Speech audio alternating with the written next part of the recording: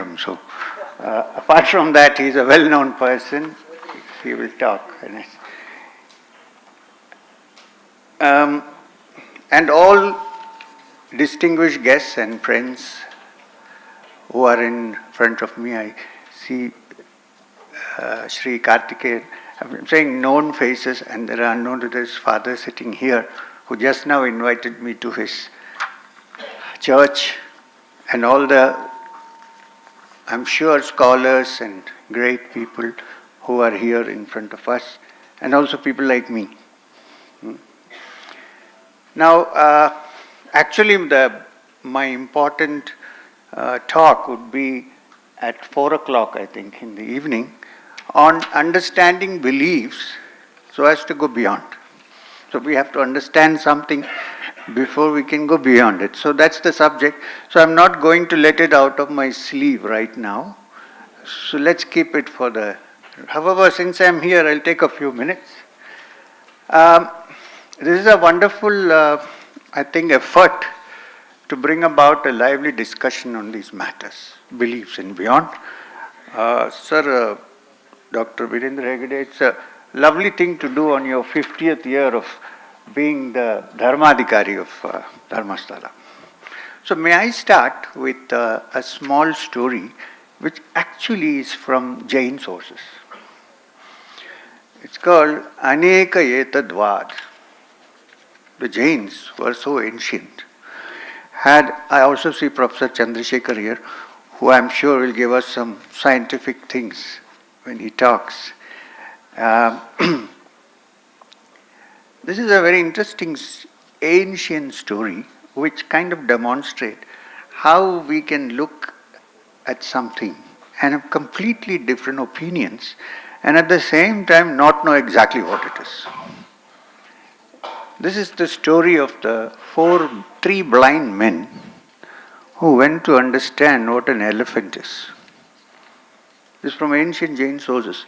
The great Sufi teacher Jalaluddin Rumi of the Masnavi fame picked it up and adapted it in his own way, but the sources are ancient. It means Aneka Etadvad means one thing can be seen in different ways. This is very important. In fact, this is also the key of Sanatana Dharma and the ancient philosophy and culture of this country. When the Rig Veda declared 2,000 years ago, Ekam Sat Vipra Bahuda Vedanti, the truth is one, but the wise men may, well, it says call, but I think look at it in different ways.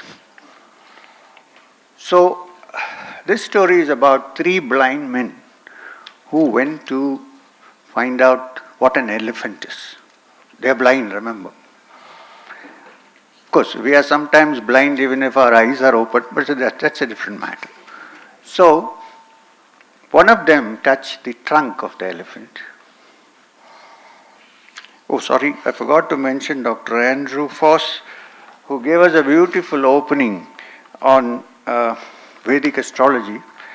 The first time I'm hearing this kind of point of view from a scientist who is himself a physicist. Thank you, sir. So anyway, so one of them touched the trunk of the elephant and decided that an elephant is like a pillar. Very rough, of course, and big pillar. The second touched the trunk of the elephant and decided that an elephant is like a rubber hose that hangs and keeps moving all the time. And when you go close, it makes a sound, pss, pss. This is an elephant. The third touched the tail of the elephant and decided that an elephant is like a bathroom brush. In those days there were no bathrooms, but you know what I mean, with bristles on it. And if you keeps moving all the time, if you go too close, you might get hit on your cheeks. Then issued a big fight between the three on which is the correct description and definition of an elephant.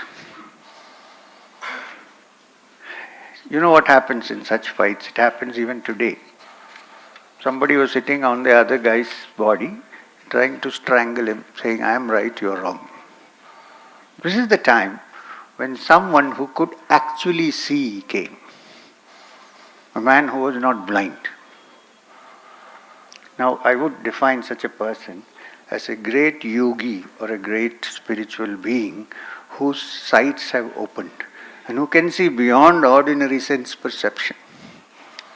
He came and he said, "What are you guys fighting about?"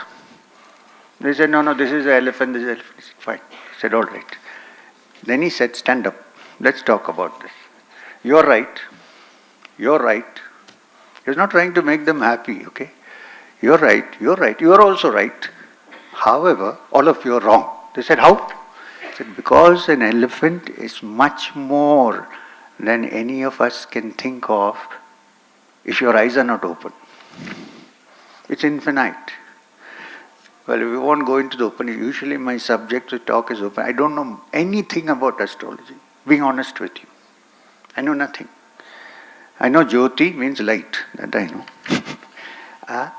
So my subject is the Gita, the Upanishad. This is my subject. Oh, Bhakti, Vedanta, and so on. So anyway, it's connected. I'll get to that. He said, the elephant which you're talking about is infinite. Someone mentioned that infinity cannot be reached. That the scientists say infinity cannot be reached. Yes, the infinity cannot be reached by finite minds. Yes. But there are minds which are not finite, which have opened up. Those can actually embrace infinity. Anyway, that's a different matter.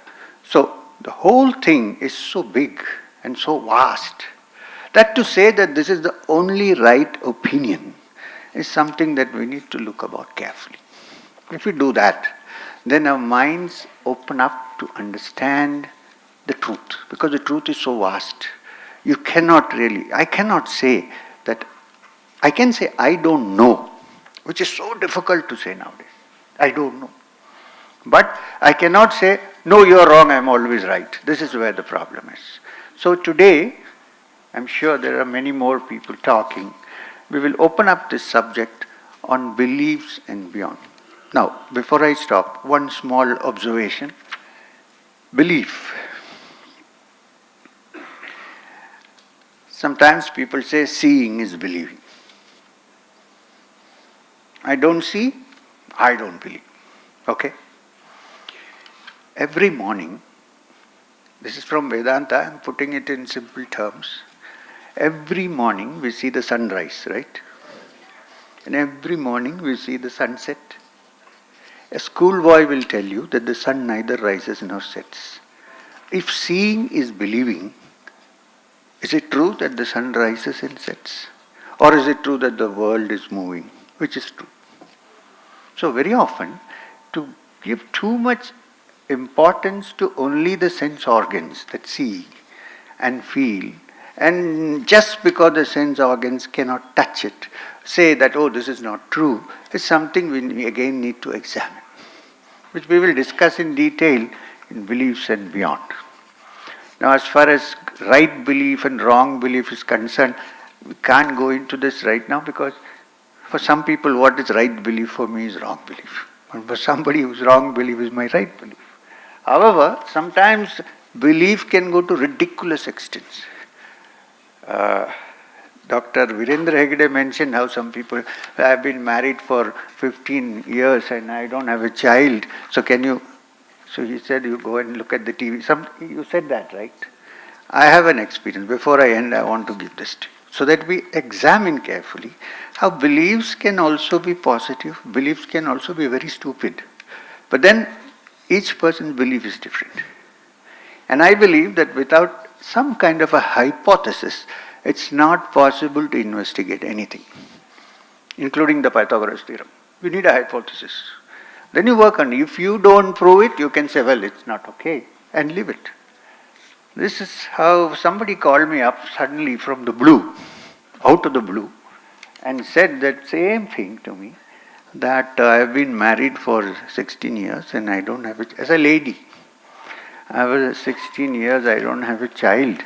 Somebody told me only Sri M can help you. I said, "My dear lady, I am 68 years old.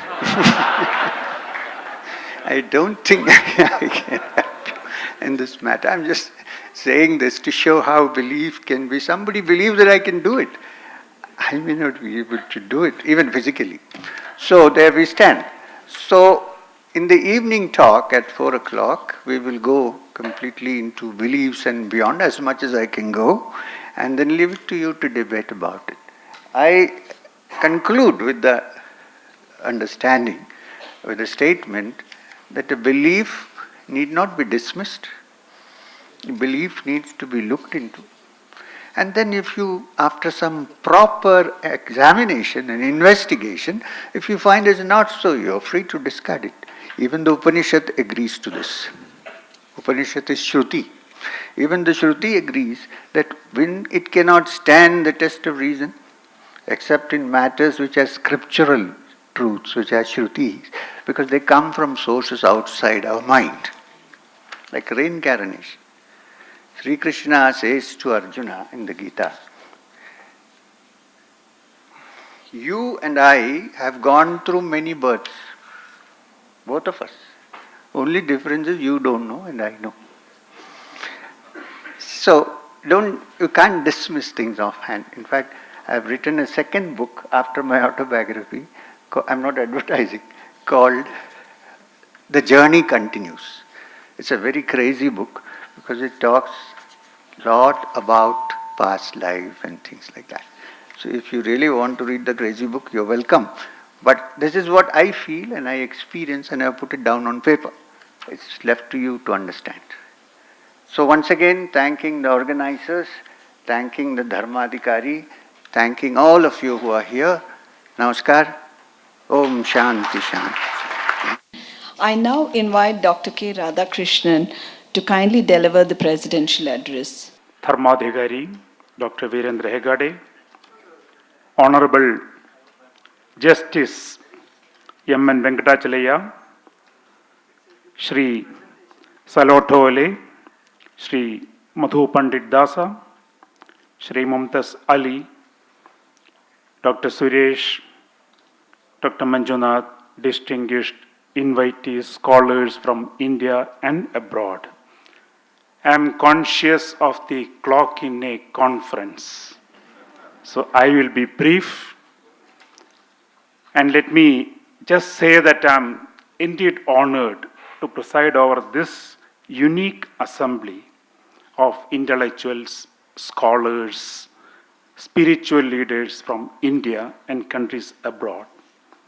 More importantly, this enables me to pay respect to several of them, including the admirable philanthropist, an astute educationist, an enlightened transformational leader, and a renowned champion of environment, Dr. Virendra Hegade, who is in the dawn of his golden jubilee of ascending the revered seat of Dharmadhikari.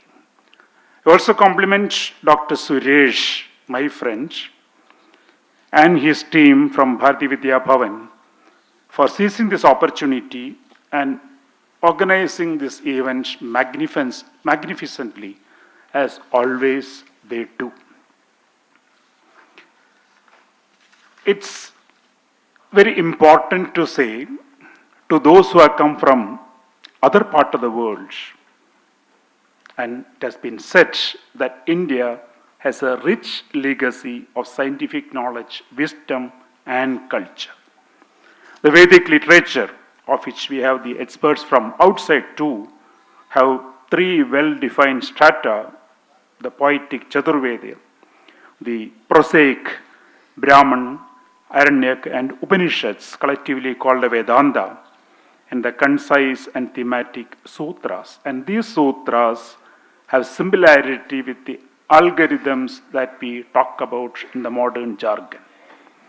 We had the primordial centers of learning, and we also had cradles of scholars in Vyakaranam, Tarkashastram, logic, Mimamsa, and Vedanta. Our knowledge in the domain of mathematics and astronomy are again exemplified through the seminal works of Aryabhatta, Varahamihira, Brahmagupta, and Bhaskaracharya. And if you look at the medical science, if you look at music, arts, we have great scholars in this country in those periods.